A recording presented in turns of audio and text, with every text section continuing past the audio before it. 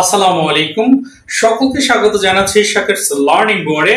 সঙ্গে আছি আমি শাকির স্যার। আমরা ইতোমধ্যে অনেকেই অনেক বই থেকে পার্টস অফ স্পিচ এর সকল প্রকার পড়ে ফেলেছি, কিংবা অনেক টিচারের কাছ থেকে পড়েছি। আজকে আমি পার্টস অফ স্পিচ এর প্রথম প্রকার নাউনটি নিয়ে আলোচনা করব। So let's get started. So noun, আমরা এর সাথে সবাই কম বেশি পরিচিত। আমরা জানি কোনো কিছুর নামকে নাউন বলা হয়। So anything name is called noun. সবার আগে আমরা একটু জেনে আসি নাউন কোথা থেকে এসেছে। সো মনে রেখো, নাউন এসেছে ল্যাটিন শব্দ থেকে। কি শব্দ থেকে? ল্যাটিন শব্দ থেকে। ল্যাটিন শব্দ নোমেন থেকে। ওকে, নোমেন মানে নাউন এসেছে ল্যাটিন শব্দ নোমেন থেকে। এছাড়া ফরাসি শব্দ থেকেও এসেছে নাউন। ফরাসি শব্দ থেকে, ফরাসি শব্দ নাম থেকে।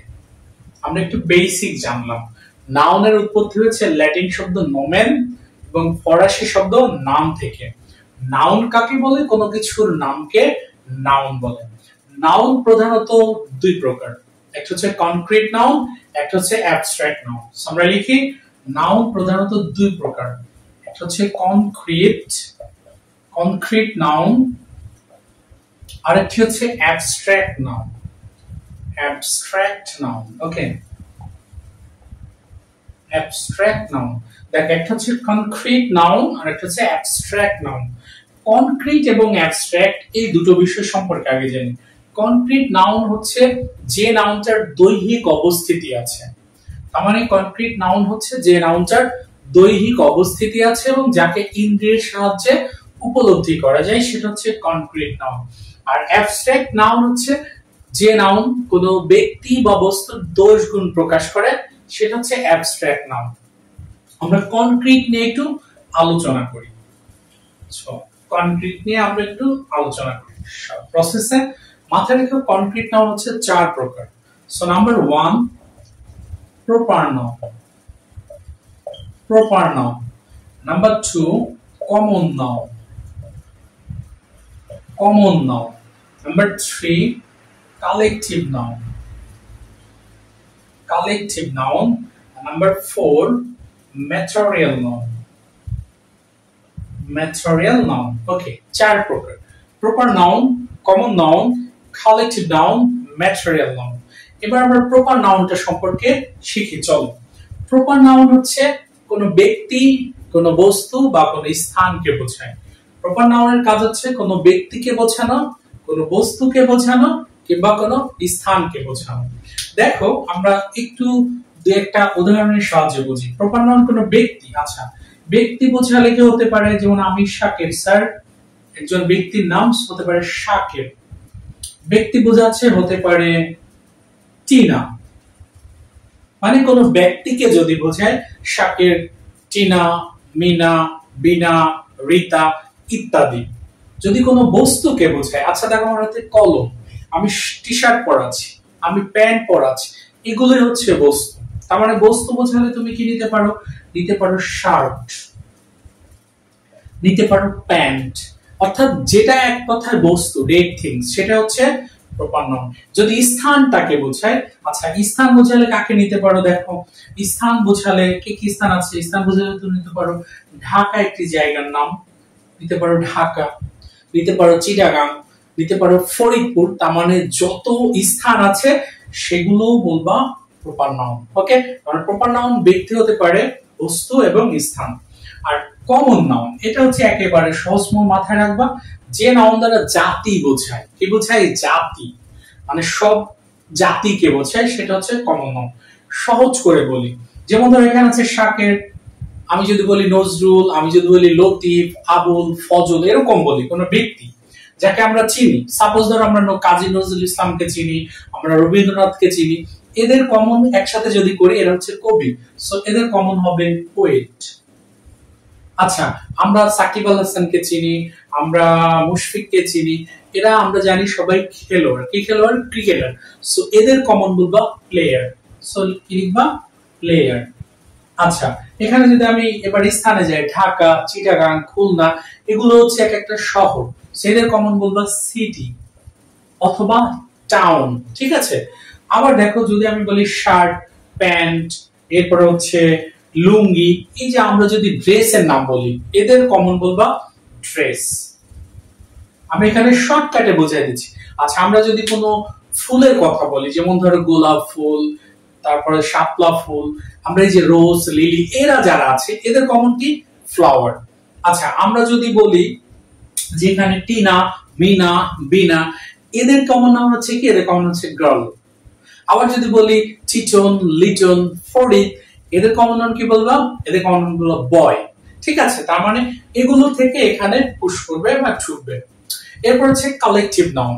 কালেকটিভ নাউন হচ্ছে একা বোঝাবে না, ও সমষ্টিটাকে বোঝাবে। তার মানে যে নাউন কোনো ব্যক্তিকে এককভাবে না বুঝিয়ে তার সমষ্টিকে বোঝায় তাকে বলে কালেকটিভ নাউন। আচ্ছা কালেকটিভে কে আছে, সমষ্টি। ধরো আমরা যদি বলি বাংলাদেশ একটা ক্রিকেট দল, এই পুরো খেলোয়াড় গুলোকে নিয়ে একটি টিম তৈরি হয়, সো আমরা বলবো টিম একটি কালেকটিভ নাউন। আমরা গ্রুপকে বলতে পারবো গ্রুপ একটি কালেকটিভ নাউন। এরপর হচ্ছে আর্মিতে যারা চাকরি করে, আর্মি বলতে শুধু একজন আর্মিকে বোঝায় না, সকল আর্মিকেই বোঝায়। সো আর্মি হতে পারে, পুলিশ হতে পারে, ক্যাটেল হতে পারে, এরকম অনেক কালেকটিভ নাউন আছে। হ্যাঁ, সেগুলোকে আমরা কালেকটিভ বলবো, যে যারা এককভাবে বুঝাবে না, সমষ্টি নিয়ে বলবে। আমি বলতে পারি হচ্ছে জুরি বলতে পারি, কমিটি বলতে পারি, তার মানে কালেকটিভ। এক কথায় মনে রাখবা, একককে না বুঝিয়ে তার সমষ্টিকে বোঝাচ্ছে, সেটা কালেকটিভ। ওকে, এরপর হচ্ছে ম্যাটেরিয়াল নাউন। এটা একেবারে সহজ, যেটাকে গোনা যাবে না 1 2 3 4 5, বাট ওজন দেয়া যাবে।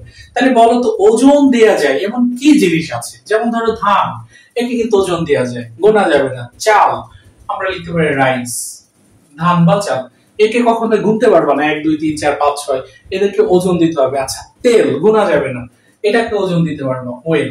এরপরে চিনি, এটাকেও তুমি গুনতে পারবা না, এটাকে ওজন দিবা সুগার। আচ্ছা এরকম ডট ডট ডট, তার মানে এটা হচ্ছে ম্যাটেরিয়াল, যাকে আমি গুনতে পারবো না, ওজন দিতে পারবো। এবার দেখো প্রপার নাউন হচ্ছে ব্যক্তি, বস্তু, স্থান। কমন হচ্ছে যাদেরকে পুরো জাতিটাকে বোঝাবে। খেলোয়াড় জাতি হতে পারে, কবি জাতি হতে পারে, ফুল হতে পারে, পোশাক হতে পারে, নগর শহর হতে পারে। কালেকটিভ হচ্ছে একত্রে বোঝাবে, জুরি, কমিটি, টিম, গ্রুপ, ক্রাউড ইত্যাদি। এরপর হচ্ছে ম্যাটেরিয়াল, যাকে আমরা ওজন দিতে পারবো, গুনতে পারবো না, সেটা হচ্ছে ম্যাটেরিয়াল।